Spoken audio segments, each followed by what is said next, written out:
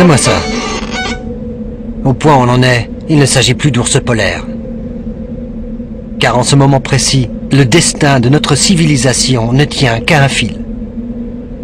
Jusqu'à présent, nous avons mal calculé les conséquences du changement climatique. Il s'avère qu'il a toujours manqué une pièce très importante au tableau. Nous sommes dangereusement proches du tipping point, le point de non-retour du climat mondial. C'est le point important critique, après quoi des changements catastrophiques deviennent inéluctables. Plantons le décor. Pendant 3 millions d'années, le climat de notre planète a toujours été dans l'un ou l'autre de deux états stables. De petits changements d'ensoleillement nous ont fait passer d'un état à l'autre. Quand nous sommes dans ce creux plus froid, la planète est en période glaciaire. Par contre, le climat reste pratiquement comme il est maintenant et comme ce qu'il a été pendant toute l'histoire de l'humanité, dans ce creux plus chaud. Le problème vient du fait que notre utilisation de combustibles fossiles nous pousse hors de notre petit creux stable et en haut de cette colline. Le point de nos retours est l'endroit au sommet du monticule, à partir duquel nous n'avons plus besoin de la pousser pour que notre planète continue vers un endroit beaucoup plus chaud. Elle continuera à avancer par elle-même. Ce point de non-retour est causé par l'existence de tout un ensemble de cercles vicieux qui amplifient le réchauffement engendré par l'homme et provoquent une situation incontrôlable. En premier lieu, l'effet d'albédo.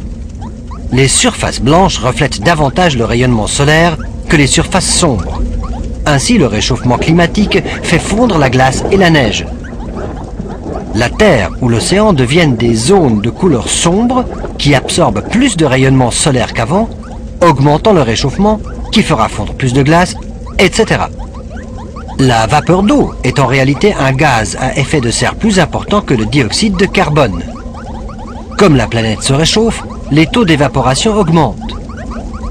La couverture thermique de la Terre s'épaissit, l'humidité et les températures augmentent également, provoquant une évaporation croissante, etc.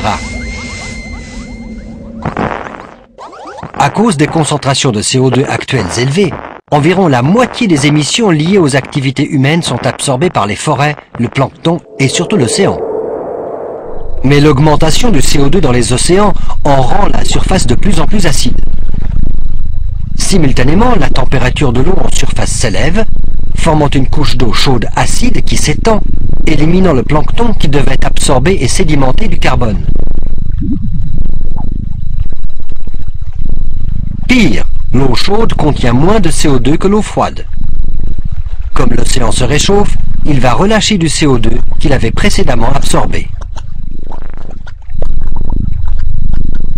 À l'instar des océans, les écosystèmes terrestres agissent comme des réservoirs de carbone. Ils absorbent le CO2 de l'atmosphère et l'utilisent pour la croissance. En se réchauffant, les écosystèmes basculent. Les plantes parviennent de moins en moins à absorber du CO2, tandis que les micro-organismes du sol en relâchent de plus en plus facilement. Ainsi, les écosystèmes mutent. Puits de carbone au départ, ils deviennent source de carbone. En fin de compte, la température augmente, les pluies diminuent, les forêts s'assèchent. Quand un feu éclate, plus rien ne l'éteint. Tout le carbone stocké par la forêt part en fumée, s'ajoutant aux gaz à effet de serre, ce qui augmente le réchauffement et accélère la dégradation des puits de carbone. Et puis cela. En Sibérie, des marais tourbeux gelés de la taille de l'ensemble de la France et de l'Allemagne sont en train de fondre. Ceci entraîne un relâchement de quantités énormes de méthane. Le méthane est un gaz à effet de serre dont la durée de vie dans l'atmosphère est courte. Mais son effet sur le réchauffement est 20 fois plus puissant que celui du dioxyde de carbone. Plus il y a de méthane relâché, plus le réchauffement augmente, plus les marais fondent et plus de méthane est relâché. Malheureusement, la toundra arctique n'est pas le seul endroit où reposent de grandes quantités de méthane gelé. Dissimulés sous les fonds marins de la planète, il pourrait y avoir 10 billions de tonnes de méthane sous forme de cristaux gelés. Si nous élevons suffisamment les températures océaniques, nous risquons de provoquer le relâchement soudain de ce méthane dans l'atmosphère.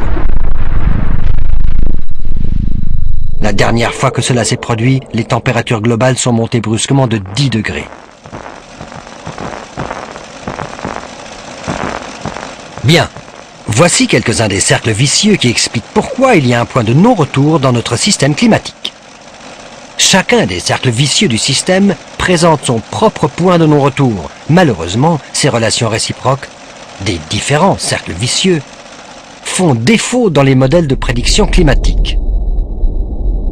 Jusqu'ici, nous avons fait monter les températures globales que d'environ 0,8 degrés. Mais en raison d'un décalage de 40 à 50 ans entre les émissions et la hausse des températures, les émissions déjà présentes dans l'atmosphère nous mènent à une augmentation d'environ 0,6 degrés Celsius supplémentaires pour les prochaines décennies. Ce qui pourrait nous placer précisément au sommet de la colline, ou même au-delà. Si nous dépassons ce seuil critique, les températures globales pourraient monter énormément. Si cela arrive, la nature subira une extinction massive qui anéantira la majorité des plantes et des animaux de la planète. Alors que les écosystèmes du monde s'effondreront, il y aura plus de rats, de mouches, de cafards et de moustiques. Parmi les premiers impacts pour l'homme est la raréfaction de l'eau douce.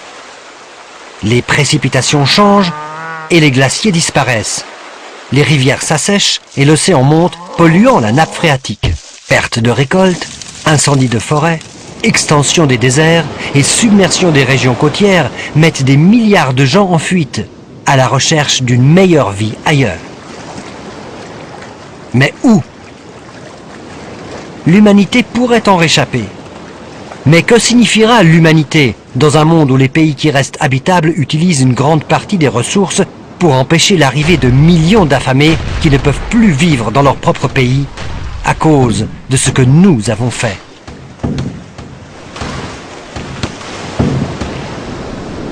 Le monde est un véritable arsenal. Il y a assez d'armes à feu pour armer une personne sur 7 sur la planète. Comme la Terre n'arrive plus à subvenir aux besoins de son immense population, nous risquons fort de ne pas mourir en paix. Ok, et voici la bonne nouvelle. Tout cela n'est pas absolument inévitable. Ce n'est pas le moment de s'affoler ou de désespérer. C'est le moment d'agir, avant qu'il ne soit trop tard. La question se pose, les gouvernements et les gestionnaires d'entreprises sont-ils aptes à répondre à cette menace dans le temps qui nous reste? Ils ont eu déjà 20 ans, et ils ont toujours moins que rien à présenter. C'est parce qu'ils n'arrivent pas à se détacher d'une doctrine qui place la croissance économique et le profit à court terme au-dessus de la survie humaine. Il n'y a absolument aucun doute, il faut réduire les émissions et nous savons comment y arriver. Il nous faut simplement consommer moins. Mais ceci n'est qu'une illusion dans une société qui a son fondement dans l'augmentation toujours croissante de la consommation. Impossible de répondre à tout. Mais de toute évidence, ceci n'est pas la seule façon de vivre et, étant donné qu'elle risque de nous anéantir, il vaut mieux étudier des alternatives très rapidement. Il est bien clair que pour gagner le combat contre le changement climatique, il ne suffit pas du tout de se borner à ce que chaque individu change son propre mode de vie. Les changements nécessaires ne pourront être pleinement réalisés que si nous défions activement toutes les puissances qui n'ont cesse de s'y opposer. Nous devons être beaucoup plus que des consommateurs. Nous vivons une période extraordinaire. Éviter que le réchauffement climatique devienne incontrôlable représente le défi le plus important dans toute l'histoire de l'humanité. Et c'est à nous d'y arriver. Si nous échouons, tous nos désirs et toutes nos aspirations deviendront caduques ou perdront leur sens. Ceux qui nous ont précédés n'ont pas connu ce problème. Et ceux qui viendront après nous seront impuissants de faire quoi que ce soit. Mais pour nous, il est encore temps de nous mettre en mouvement.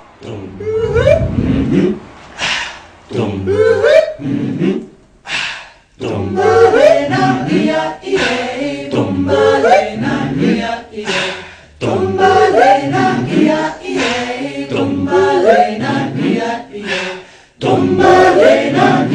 ie, Tombalena mia ie, Tombalena mia ie, Tombalena mia ie, Tombalena mia ie, Tombalena mia ie, Tombalena mia ie, Tombalena mia ie, Tombalena mia ie, Tombalena mia ie, Tombalena mia ie.